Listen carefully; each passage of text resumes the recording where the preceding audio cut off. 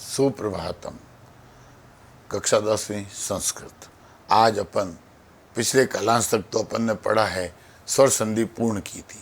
आज अपन अपनी पाठ्य पुस्तक है जो प्रवृत्त हो गई, पहले दूसरी चल रही थी, अब सैमुसी भाग 2 है। उसमें सबसे पहले मंगलाचरण किया गया है, यानी कि मंगल की कामना की गई है कि हम जो कार्य कर रहे हैं उसकी निर्विघ्न समाप्ति हो। इसके लिए सबसे पहले वेदों के मंत्रों के द्वारा इसमें स्तुति की गई है, मंगलाचरण किया गया है। आज अपन वहाँ पढ़ेंगे। ठीक है, पाठ का नाम है मंगलम। ठीक है बेटा, सबसे पहले मैं इस पाठ का संक्षिप्त परिचय बता दूं। किसी भी कार्य की निर्विघ्न समाप्ति के लिए अपने इष्ट अर्थात आराध्य को स्मरण करना मंगलाचरण कहलाता है। आपने देखा हो तो हमारी भारतीय परंपरा और संस्कृति है कि कोई भी नया कार्य शुरू करते हैं तो सबसे पहले प्रथम पूज्य देव गणेश जी का पूजन आराधना करते हैं, ताकि संकटों से मुक्ति मिल सके, कोई भी व्यवधान न आए हमारे काम में। इसलिए अपन अपने इष्ट का मंगलाचरण करते हैं, इष्ट की स्तुति करते हैं, वंदना करते हैं। ठीक है, यही भारतीय परंपरा और संस्कृति है जिसका पालन हम प्रत्येक मांगलिक कार्यक्रम में गणेश पूजा के माध्यम से करते हैं। शुभ की प्रवृत्ति और अशुभ की निवृत्ति के प्रयोजनों से मंगलाचरण किया जाता है। इस मंगलम पाठ में इसी प्रयोजन से 2 वेद मंत्रों द्वारा परम सत्ता उस पर ब्रह्म परमात्मा को स्मरण किया गया है। प्रथम मंत्र यजुर्वेद के 36वें अध्याय का 24वां मंत्र है, जिसके द्वारा जगत के नेत्र स्वरूप सूर्यदेव का स्मरण करते हुए लंबी आयु की कामना की गई है कि हम चिरायु बने, हमारी आयु लंबी हो। और तथा द्वितीय मंत्र ऋग्वेद के प्रथम मंडल के 89वें सूक्त का यानी कि 89वें सूक्त का प्रथम मंत्र है, जिसके द्वारा निर्बाध गति से कल्याणकारी विचार उत्पन्न करने की कामना की गई है, ताकि हम सदैव विकास में तत्पर रहें। जब हमारे विचार श्रेष्ठ होंगे, ठीक है, तभी तो हम एक श्रेष्ठ कल्याणकारी कार्य में लग सकते हैं। आइए अब हम पाठ देखते हैं। ओम तच्चक्षुर्देवहितं पुरस्ताच्छुक शुक्रम उच्चरत पश्येम शरदः शतं जीवेम शरदः शतं मा शृणुयाम शरदः शतं प्रब्रवाम शरदः शतं मा अदीनः श्यामः शरदः सत्यं भूयश्च शरदः शतं। इसका अन्वय क्यों करते हैं?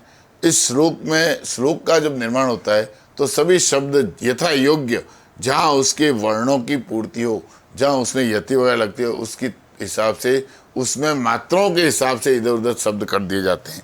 परंतु ये अन्वय हिंदी अनुवाद करने में श्रेष्ठ रहता है, इसलिए पहले इसका अन्वय किया जाता है। कहाँ से कर रहा है वो देखते हैं अन्वय अपन। ओम तत् देवहितं चक्षुः शुक्रम पुरस्तात् उच्चरत अस्य सहायेन वयम शतं शरदः पश्येम। ये पूरा है। पश्येम शतं शरदः जीवेम शतं शरदः शृणुयाम शतं शरदः अदीनः श्याम शतात् शरदः भूयश्च। इसके शब्दार्थ देखते हैं कुछ। ओम, ओम किसे कहते हैं? हे सच्चिदानंद स्वरूप पर ब्रह्म। उस सच्चिदानंद स्वरूप पर ब्रह्म का नाम ही ओम है। जब इस सृष्टि के बाहर जाते हैं तो आज के वैज्ञानिकों ने भी सिद्ध किया है कि एक नाद सा गुंजायमान रहता है हमारे इस संपूर्ण वातावरण में। हमारे इस ब्रह्मांड के में एक ओंकार की ध्वनि से मिलता हुआ कोई स्वर गूंजता ही रहता है। यह ओम है। ठीक है, जो सच्चिदानंद स्वरूप पर ब्रह्म का प्रतीक है। तत् यानी कि वह। ठीक है, देवहितम देवताओं के द्वारा धारण किया हुआ, चक्षु नेत्र रूपी सूर्य, शुक्रम देदीप्यमान। ठीक है, देदीप्यमान यानी कि प्रकाशित होता हुआ, पुरस्तात् पूर्व दिशा से उदित होता हुआ सूर्य के समान। ठीक है ना, पूर्व दिशा में। पश्येम देखें, शतम शरद कितने वर्ष तक? 100 साल तक, यानी कि 100 वर्ष की हमारी आयु हो। अदीनः यानी कि स्वावलंबी होकर के, किसी पर निर्भर न रह करके, दीनता को छोड़ करके, ठीक है ना, ये इससे रहित रह करके दीनता से और स्वावलंबी बन करके अपनी मेहनत से कुछ बन करके सुनियाम सुने, प्रब्रवाम उत्तम वाणी बोलते रहें। कैसी वाणी बोले? उत्तम वाणी बोलते रहें। उच्चरत, ऊपर उठ चुका है अर्थात उदय हो चुका है। सूर्य उदित हो चुका है, ऊपर उठ चुका है यानी कि उदित हो चुका है। जीवे म कैसे जिए? आनंद पूर्वक आनंद पूर्वक जीवित रहें। ठीक है, जीवित तो रह सकते हैं, आयु मिल गई लेकिन स्वास्थ्य नहीं मिला तो जीवित तो रहेंगे लेकिन सुखी नहीं रह सकते, आनंद पूर्वक नहीं रह सकते। इसलिए वो क्या कर मांग रहा है लेखक कि हमें आनंद पूर्वक जीवन प्राप्त हो। भूयश्च, अधिक चलता है अर्थात अधिक समय तक रहे।